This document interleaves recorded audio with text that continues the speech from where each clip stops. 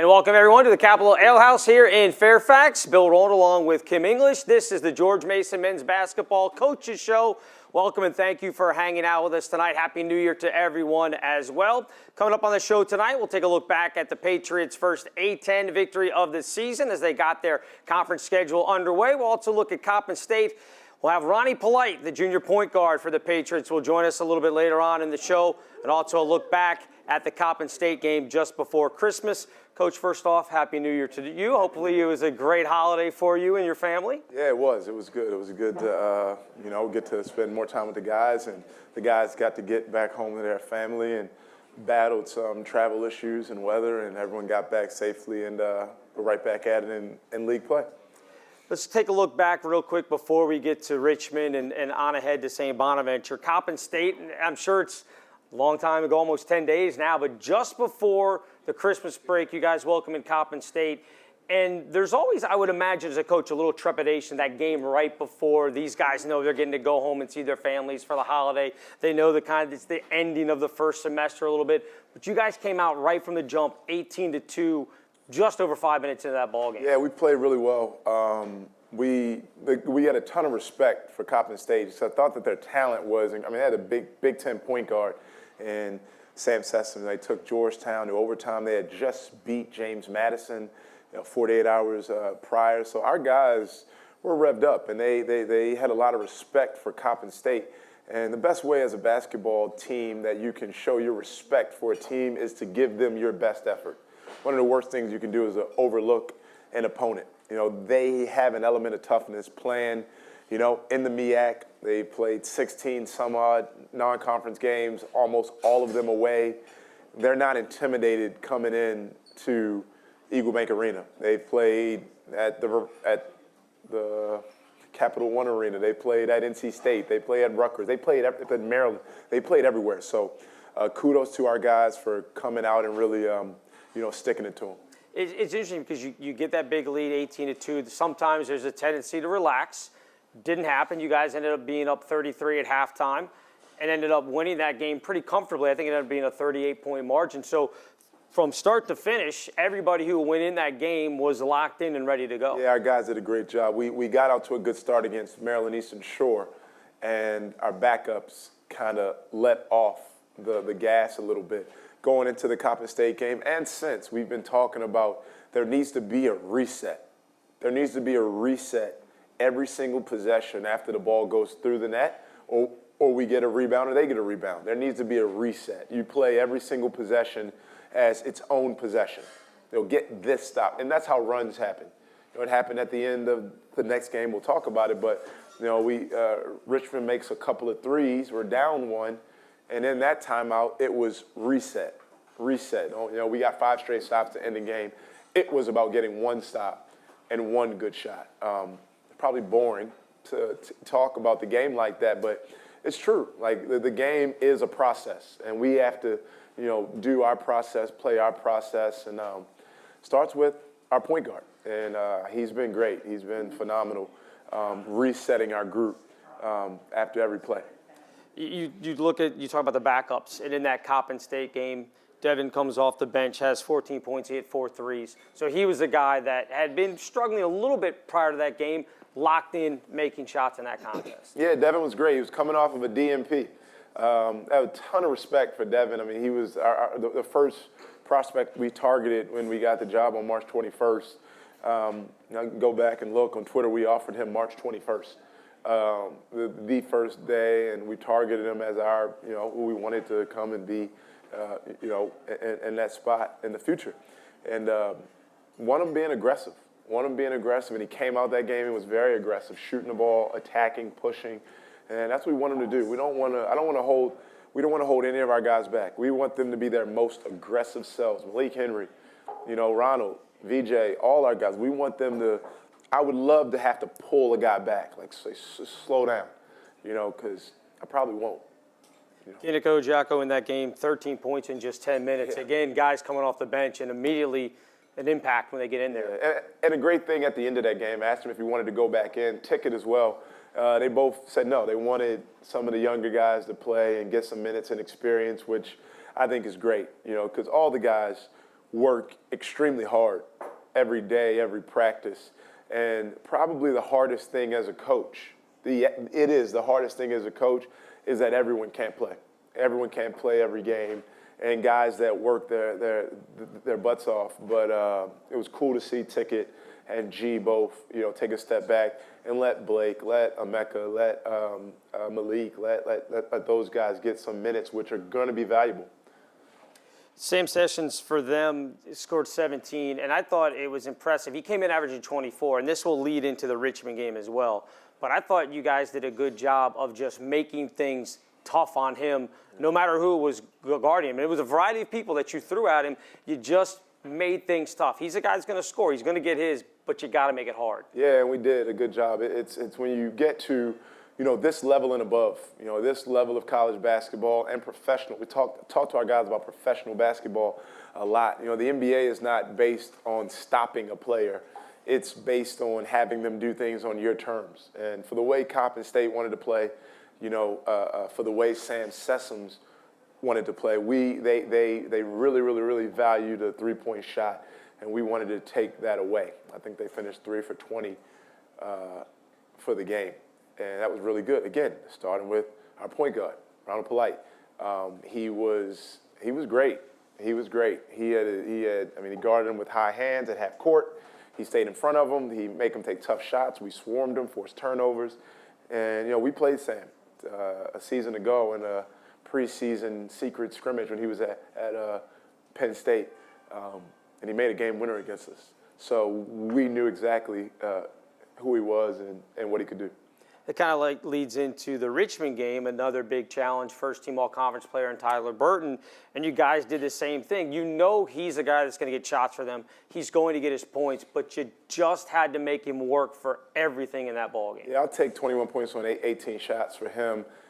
During the game, I felt like the shots were on our terms, but after watching it, a couple of his, honestly, a fair amount of his buckets in the first half were game plan mistakes by us. By Ticket, by G, and we corrected him in the second half. And the one time we went away from the game plan, he banged a three. So other than that, the contested two-point shots that they were getting were shots that we were wanting them to take. Coming into the game, Richmond shot the 13th most threes in the country. And they were around 303 and 2-point field goals. So we wanted to keep them off the three-point line and keep them playing inside the arc. Interesting team because they have a guy like Matt Grace who's 6'9", can step out. He hit a couple of threes on you guys, and you made the adjustment. But when they play that bigger lineup, you found the advantage in your point guard, Ronald Polite, career-high 22, and he seemed to be able to, when he needed to, he could get to the rim. Yeah, Ronald can do that against any lineups. It wasn't the bigger lineup. Ronald's attack was good if they had Burton at the 4, if they went, what we call big, heavy jumbo, when they go a big 4 and a big 5. Matt Grace, he did it. Like he did last season in the A-10 tournament, he stepped up and he made 2 huge shots late in that game. And that forced us to change what we were doing and pick and roll to disallow him to get those threes, which he was 1 for 7 to that point in the game. And then he made the last 2 threes. We switched to a switching package. And Josh had some great possessions guarding their perimeter guys. We talk about Ronnie, and we'll speak to him in a little bit here on the show, but as a guard, he's shooting 51% from the field, which in today's game, that's pretty impressive. Even if you go back 20, 30, 40 years ago, for a guard to shoot 51%, that's pretty good numbers so far. I hope he's not listening, but it's like it is reminiscent of what Tony Parker did in the mid-2000s in San Antonio. Really efficient. He takes good threes, except for one against Coppin State that we talked about.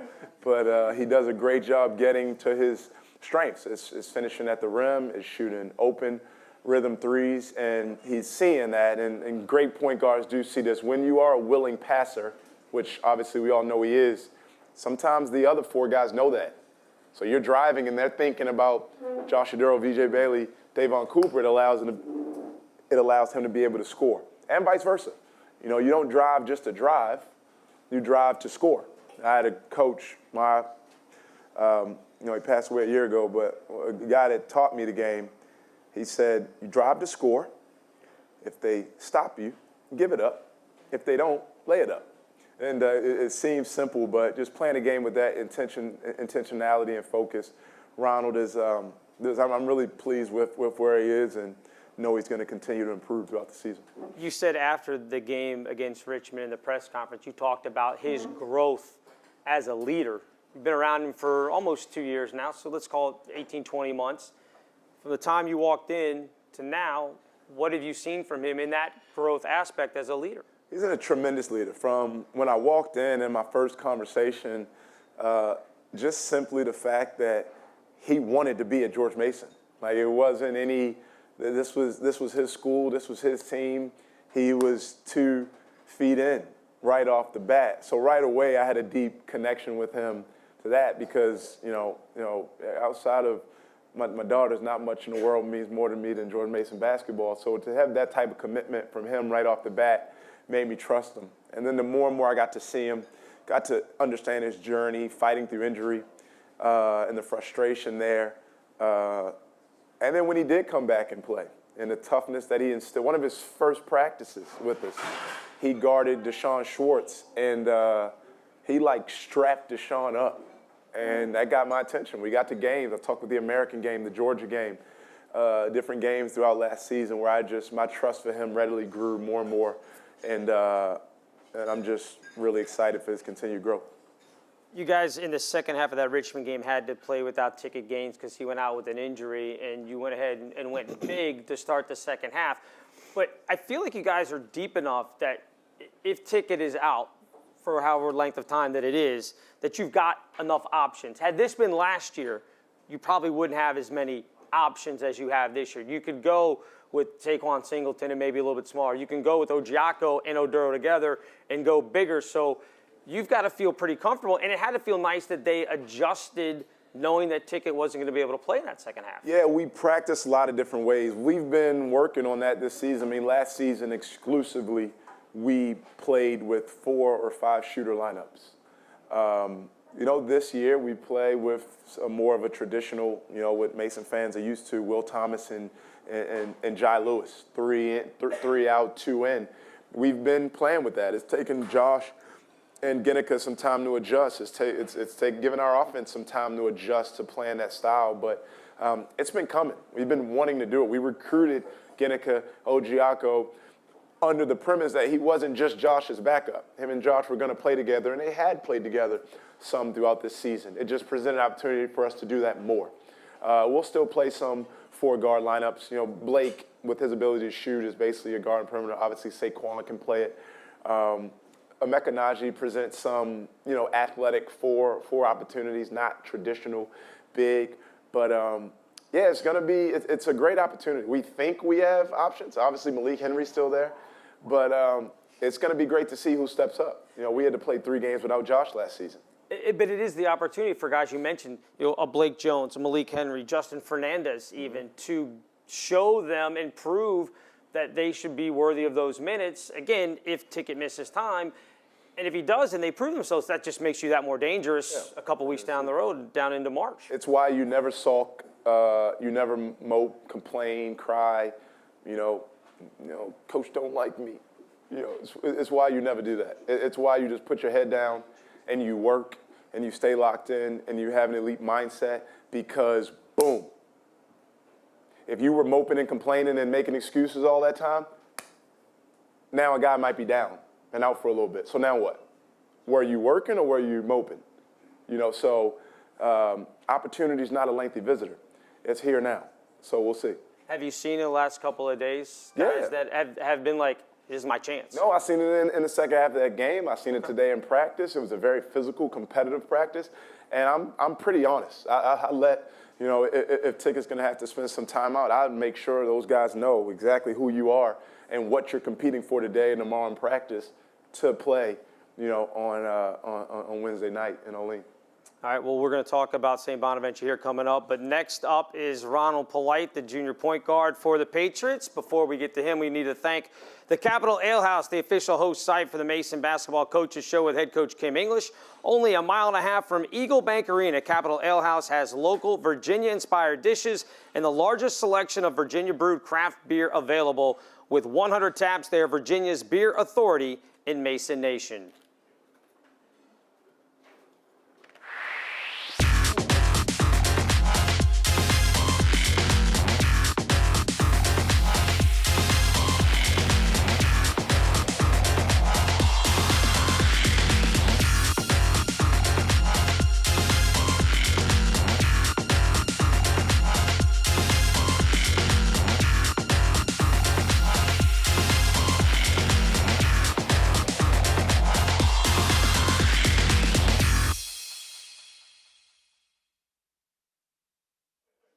All right, Ronnie Polite, the junior point guard, joining us here for the Patriots, averaging 10.1 points a game, couple of rebounds tonight, a game. You're also leading the team in assists and steals as well, coming off a career high 22 in the win against Richmond. Let's start there, Ronnie. Team is 9-5 overall, 1-0 in conference play.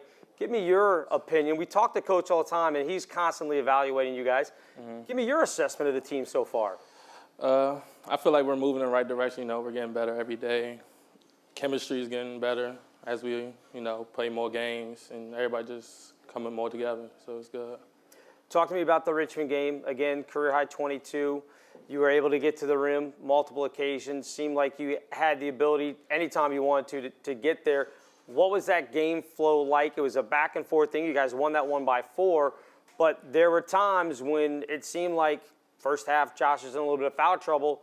You really had to kind of take over on the offensive side. We knew that was a big weakness with Richmond. We can, get downhill. So just sticking to the game plan, putting pressure on the defense, making the right reads.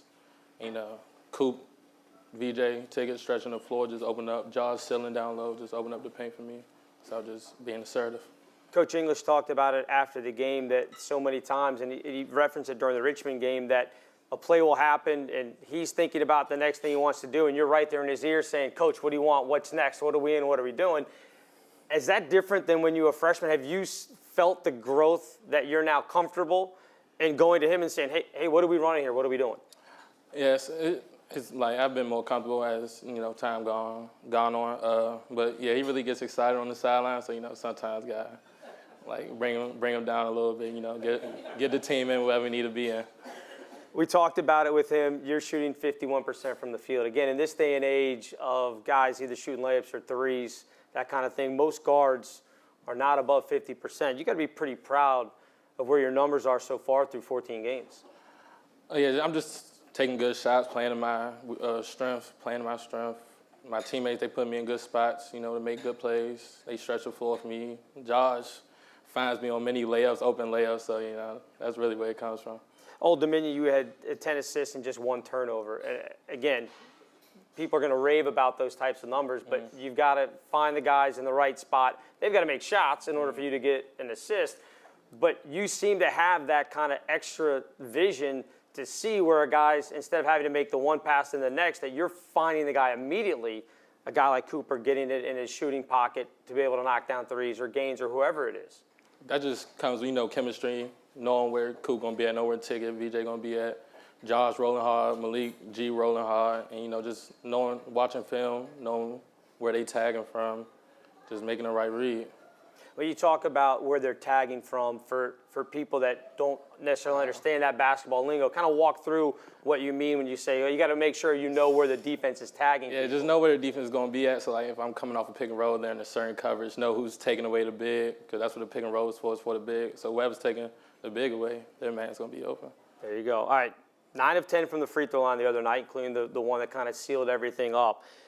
And I got to ask you, when you're at the line and it's late in the game, how do you get yourself relaxed in that moment at the free throw line? How do you block out all the distractions? What's your process when you're up there, whether it's home or on the road, of being able to be locked in from the free throw line? Just comes from practicing free throws every day. We know we make a lot of free throws every day. So in my mind, I'm at the line. I'm like, I don't make all these free throws for no reason. So I better make these. Well, you made the big one again, 9 out of 10 the other night against Richmond. It seems like every night that you guys are going up against some of the most talented guards, and a lot of times you're getting tasked with guarding the guy on the other team. You look around the conference, a guy like Yuri Collins at St. Louis, you got Noah Fernandes up at UMass. Do you relish those types of assignments where you go, you know what, I want to guard the guy who's supposed to be the person on the other team? Yeah, for sure. Cause that like brings the best out of you. You know, I'm really competitive, so that like actually gets me going, gets me flowing on defense, and that leads to offense as well. What's your preparation? Obviously, the coaches will give you the scout. You know, you'll get exactly what these guys are doing, where they like to shoot from, those type of things. But what do you do outside of that to prep to take on some of these top guards that you've had to face? Just, you know, watching the film, just mentally preparing in my head what I would do in certain situations, what I'm going to do, ball screens, how I'm going to guard them, just mental thing, just thinking about it before the game even starts. How much of that will you watch on your own time? Obviously, I know you guys watch a lot of film as a team, but how much do you do off to the side? It's a decent amount. Nothing too crazy because you don't want to, like, overthink it, you know, and just decent amount, not really crazy.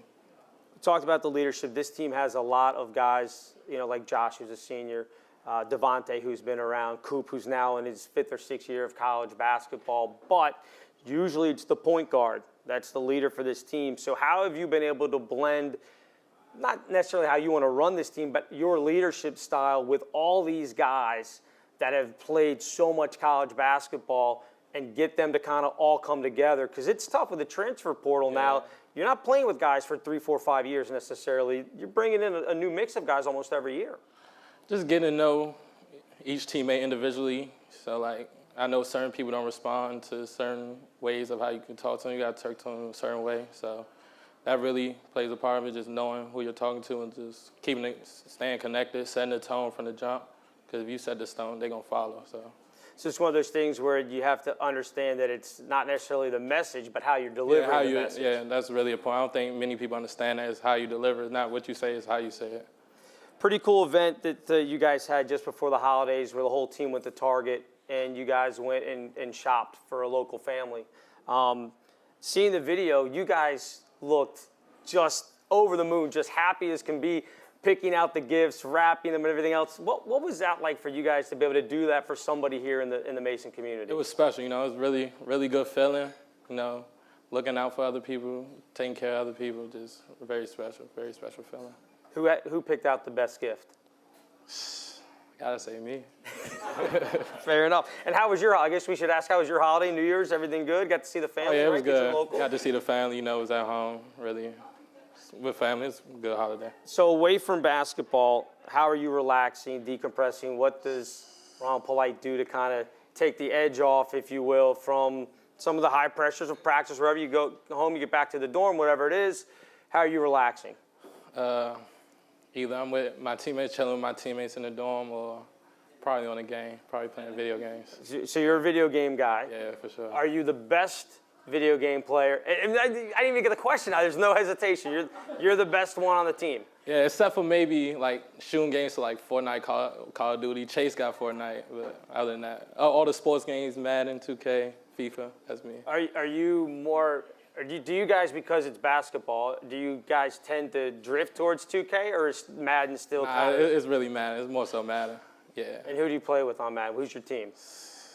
Like, we do random teams, so it don't really matter. But if you had to pick, like if you're like, okay, one game, Ryan Polite has to win this Madden battle with his teammate, who are you going to? And it's okay, you don't have to say Washington, even though we're local. We get definitely it. Not playing we get why you wouldn't do that. We understand. I don't know. Cause I'm a big Lamar Jackson fan, but they don't make him as good as he is on that game. So I don't know. That's a good question. I'd probably say, I don't know. Probably the Chiefs. Okay. Yeah, Patrick Mahomes and company. Why not? Yeah. You and Malik have gotten to be pretty good friends. Yeah. Kind of interesting. You're a guy grew up here in D.C. area. He's a big from Texas. Mm-hmm. Other than basketball, what is it that brought you guys together to be such good friends?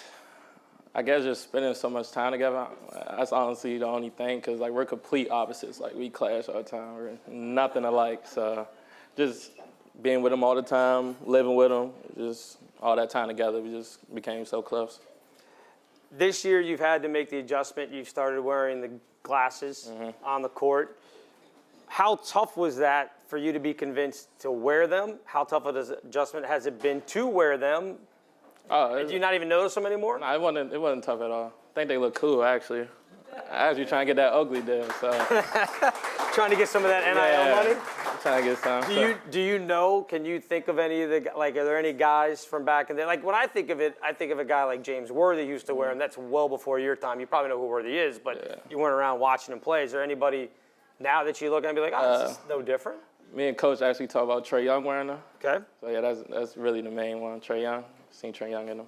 Nice. All right. So longtime Mason fans know that Oxon Hill basketball has produced some pretty good players. Lamar Butler from the Final Four team. Prior to that, there was Terrence Nixon that played there at Oxon Hill as well. Your high school has a really, really good tradition of putting out some quality players into Division I. Were you aware of these guys? Terrence is probably a little bit before your time, but were you aware of the reputation that these guys had before you when you went to Oxon Hill? I ain't started finding out about Lamar Butler till I was actually getting recruited. Okay. So, yeah, around that time, so it was at like 10th, 11th grade. That's when I started like paying attention to that. But PG County on its own, obviously, is a ton of good basketball players, great basketball players that have come out of the county. So I'm going to put you on the spot. All right. Your top 3 players, and you go deeper if you want, but I'll just, 3 from PG County. I think I know who number 1 is. It should be pretty obvious. Gotta go KD. Gotta go Kevin Durant, of course. Probably go Markelle to, I'm gonna throw Lamar Butler 3. You'll throw him, all right, well, Lamar will take that. We'll make sure that he sees it, that he's 3. If there's an honorable mention outside of Lamar. Outside of Lamar, I'd probably say Jeff Green. Jeff Green, another good choice. All right, team's undefeated at home right now, and 18-4 in the last 2 years at Eagle Bank Arena. What is it about playing at Eagle Bank Arena that has you guys so locked in the last couple of seasons? What is it about that arena that's got you guys playing so well? I mean, that's just home. You gotta always protect the house. So just, the love from the fans every night we're there. Just like, we gotta win. It's a must win. I mean, every game a must win, but especially at home. How much do you guys draw from the students when they're in session, when the students are there and that, end zone stands are getting loud down there? How much does that help you guys and you draw from that energy? Yeah, it really gives us a lot of energy, especially, we make plays. You will see Ticket go over there, hype him up a little bit. Coach might hype him up a little bit. That really just brings us energy on the court. So I guess the message to them would be when school's back in, we need pull up. more people pulling through there because, again, undefeated so far. All right, last thing for you here, and again, Ronnie, thank you for coming out tonight. We really appreciate it. I'm going to ask you a question from one of the fans. Okay. This is from Alan. He wants to know, what's the next skill that you'd like to add to your game? What's next in the repertoire that you'd like to work on? I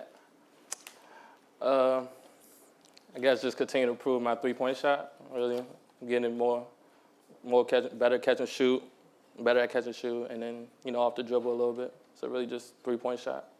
There you go. Ronnie, we appreciate you stopping by. Thank you very much. Thank you. Good luck Wednesday at St. Bonaventure and obviously for the rest of the season. Thank you. All right, we will preview St. Bonaventure coming up. But again, we'd like to thank Capital Ale House, the official host site for the Mason Basketball Coaches Show with head coach Kim English. Only a mile and a half from Eagle Bank Arena, Capital Ale House has local Virginia-inspired dishes and the largest selection of Virginia Brew craft beer available with 100 taps there, Virginia's beer authority in Mason Nation. So back here with head coach Kim English. Again, these guys all do a fantastic job. We had Josh, we've had Victor Bailey, now Ronnie. They answer all the questions. Nothing, no state secrets given out, so you did a good job of not giving anything away, right? Ronald's seat is warmer than Josh's. Might be a little bit more nervous, I guess, perhaps. Coach, let's talk about next game coming up. Obviously, you guys off to a 1-0 start in A10 play, but you now go to St. Bonaventure, one of the toughest places to play in the A10. not only because of the atmosphere, but because their head coach, Mark Schmidt, does such a good job, runs so many different sets. That's anytime we talk to coaches, they all talk about how many different things that he runs. Yeah, he's a really good coach. Obviously, he's right up there with Coach Mooney. He's probably the dean of A-10 coaches, being in the league the longest. They're a really smart team. They understand what they want to do. They run really good offense. We're talking to it about our guys today. It probably had something to do with our poor three-point shooting last game, but when you play Richmond, when you play Davidson, when you play St. Bonaventure, if you're a guard, you're going to work your tail off, guarding a lot of different actions, guarding a lot of different screens.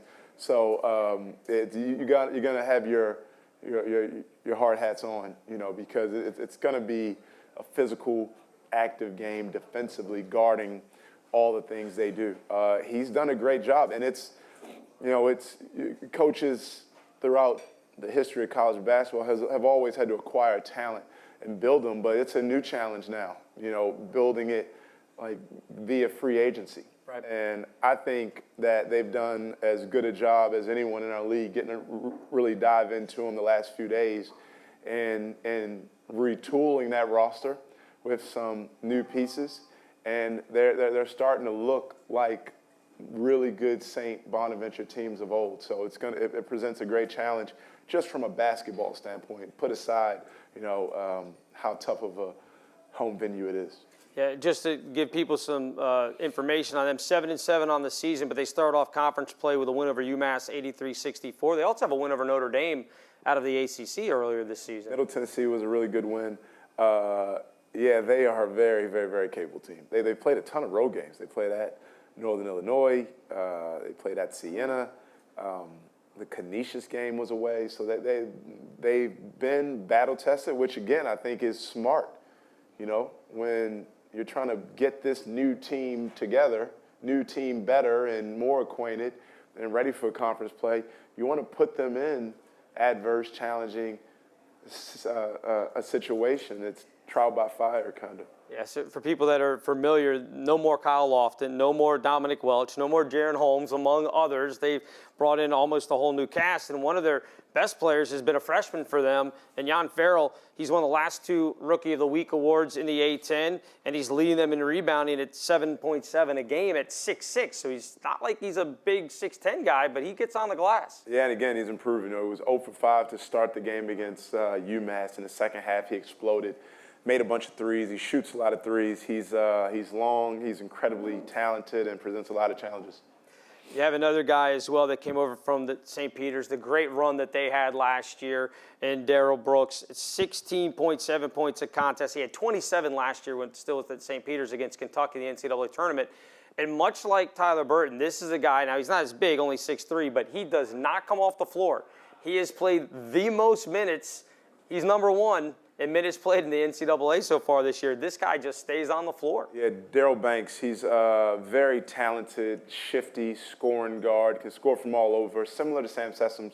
And yeah, most Bonnie's teams, he, like Tom Thibodeau, coach in the NBA, it's said about Tom Thibodeau's team, he plays the money. He plays his money. Like, if you're on a big contract, you're going to earn it, basically. There's not a lot of load management. You're going to play. Coach Schmidt, he plays his best guys. And, yeah, he does. He leads the nation in minutes per game, percentage of minutes per game.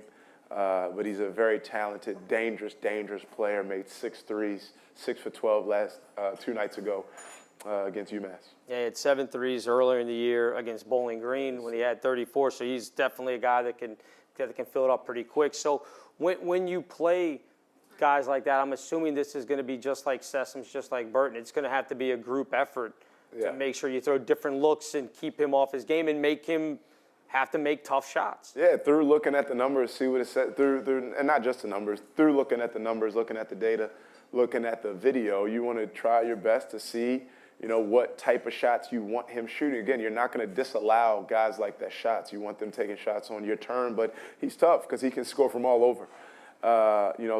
And they run a lot of good stuff. They run a lot of good stuff in general. And, he'll limit his package. Coach Schmidt, against us, he'll do things particularly to try to pick on our set principles defensively. So our guys are going to have to be ready. It was a really good game last year here. A lot of, made shots. We played really well. It was one of our best games. But probably not one of their best, but they still, through a tough non-conference and a great non-conference, they beat someone bad in the non-league last year. I don't remember who it was, Marquette maybe. They jumped on someone really good in the non-conference, and they're capable of doing that any night. They did against UMass, but we're going to have to be ready. When you talk about all the different sets and they're going to try to put the package in to attack you, when you sit down to analyze that or to scout them, do you look at it and say, okay, if I were them, here's how I would attack us, or is that trying to get too deep in the weeds? No, I do that a little too much sometimes. I do that in games a little too much sometimes. I've learned, and I make mistakes. I probably need to do that a little bit less.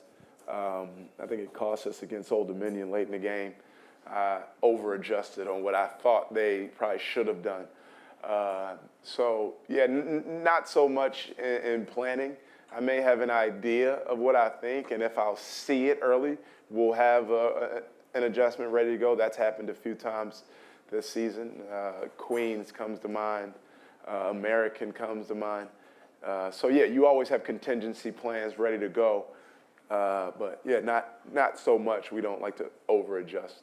So you're not having a coach say, okay, hey, if you were Mark Schmidt, how would you come after us, and then scout from there? Yeah, you want to do it, plan for what you see. Plan for what you see on TV. And probably, ultimately, you've said this in the past, you want them to adjust to what you're doing. We're going to try our best to be ourselves, and we've done it a much better job this season than we did last season. And again, different personnel, different amount of time with our guys. Our guys have been in our system for going on 2 years now. We're the same team every night with what we do. And that's always what I wanted to be as a head coach. I didn't want to go into games adjusting. Like what I respected most about the Bo Ryans, the Greg Marshalls, the Jim Boeheims, the Sean Millers, the Kelvin Sampsons, the Shaka Smarts, they are them every night. And I think that helps the guys. You don't want paralysis by analysis of having our guys change who we are every night. Have you felt like you've gotten more comfortable in doing that in games, that you're not we necessarily overthinking things? It's not overthinking. It's just a moment in a timeout. We maybe, and it's strategy sometimes. You go on a good run, and a coach calls a timeout. Sometimes you assume he's drawing up a play for what you're in, so you may change your defense, and you may have just outwitted yourself in that moment. That happens sometimes. It's the beauty of the game, You go back to the Richmond game, you talked about Grace hitting the 2 threes late, and then you guys kind of locked in from there. What was the conversation in that timeout? When you had the lead, they reeled you in and went up 1. Yeah, we didn't want to give up threes to their best shooters all game, so we had to make a decision. Who were we going to allow threes to come from? And it was going to be their post. And like I said, he was 1 for 7 to that point. He stepped up like we know he could. I mean, obviously, he was 4 for 6 from 3 earlier in the game this season. And obviously, what he did in the conference tournament last season in D.C. But he made 2, so we had to adjust. It's very simple. We always have adjustments ready. We practice all of our defensive coverages, ball screen coverages, and our guys executed. Ronald guarded the big kid Quinn. Josh guarded Nelson and Burton, and they did a great job. Our guys guard each other every day in practice. And I would love for it to get to the point where our matchups in practice are so competitive, so physical, so contentious, borderline uncomfortable, that when we get in the game, we don't see anything we haven't seen. How do you get them to that point then, I guess, would be the next question, where you get that competitive fire? I mean, coaches talk about it all the time that you have to compete in practice in order to be able to compete in games. Yeah. So what do you do to get that from them? We get them there. Sometimes I stoke the fire a little bit, but we find a way to get it there. All right. Let's finish out with a question here. I can really get it there with Ronald, but I just get on the court, and that really, he knows he can't really guard me, so that always brings the best out of Ronald, right? So you can say that now because his time is done up here. So you get the last word, as it probably should be, right? Yeah. I mean, that's the way it works. Last question here for you from the crowd. This is from Ron. How much more will we see of that big lineup with Oduro and Ojiaka? Yeah, we've been wanting to use it. I went into the season wanting to use it a lot, but there's especially with G, if we're going to do it, you're going to have to defend. You know, we grade out points allowed. We assign a point. We assign a point total to every player after every game, and you're either in the red or you're in the green. You know, are you allowing more points than we want to allow or not? And the lineups have to be efficient, offensively and defensively. Obviously, G is very efficient on his own. He's a 70% shooter from the field, but you got to get stops as well. So we've wanted to do it more. We're going to obviously continue to do it. So we'll see. We'll see. Yeah, it's easy to shoot 70% when a lot of them are just dunks right at the rim. Although he's had some pretty good moves around the rim as well. He's very skilled. Josh. I mean, he's very skilled. He's always had great touch, and we knew that when we recruited him. And his game can extend out a little bit more, not quite yet to 3, but he has a really good touch. I thought that probably one of the best plays that he had, the ball got poked free against Richmond, and he beat some of the smaller guys to scooping the ball up and did not hesitate to just go up and dunk. Yeah, no, he had a couple of really good plays. In the first half, he got the ball stolen from him in a double team, and he all-out dove for it and just tapped the ball back to Coop. The play you're talking about where Coop gave him a post feed, he caught it and finished. But one of the best plays of the game I thought it was a for sure shot clock violation coming. I didn't think the guys on the court seen. Our bench tries to count down our guys when we get to like 9 or 8. Home fans, you're welcome to join in on that countdown if you want to help us. But Saquon threw him a lob with 2 seconds on the shot clock, and G, I thought he was going to come down with it and shot clock violation, but G just caught it and it was out of his hands before the buzzer went off, and that was a very, very heads-up play. And heads up for Saquon to realize that I think I can get this rather than just trying to force one up to the rim to just throw it over the double team. Absolutely. It was a great play of court awareness. Hustle play at the end of the game. They shoot the 3 from the corner in front of their bench. It's an air ball. Coop's trying to beat them to the rebound. His momentum's taking him out of bounds, but he flips it back into the quarter play. I think Josh gets it, hands it immediately to Ronald. And if there's hockey assists, Ronald gets one, but the throw up and then the cross. Yeah, it was a great play. All 5 guys touched the ball. It's a great play if Coop's seen those 2 guys right there. You don't want to save the ball under your own basket. Sure. But if he's seen them, that was a great play. All 5 guys touched the ball and it never touched the floor. That was a really, really good fast break play. All right, Coach, good luck on Wednesday. Thank you for hanging out. Again, Happy New Year to you, the family, the team, and everything else. Happy New Year. I want to thank everybody for coming out tonight to the Capitol Ale House. Before we go, I want to remind you that tickets available for the upcoming home games with George Mason, a 3-game A-10 mini plan on sale now. They start at just $24. They feature games versus Loyola of Chicago. That's coming up on Saturday, St. Joseph's, and Rhode Island, and include one of 3 prize packs. You can call 703-993-3270 to grab your mini plan today. One more time, we need to thank the Capitol Ale House, the official host site of the Mason Basketball Coaches Show with head coach Kim English. Only a mile and a half from Eagle Bank Arena, Capitol Ale House has local Virginia-inspired dishes and the largest selection of Virginia Brew craft beer available. With 100 taps, they are Virginia's beer authority in Mason Nation. Once again, for head coach Kim English, I'm Bill Rowland. Thanks for joining us here on the Men's Basketball Coaches Show.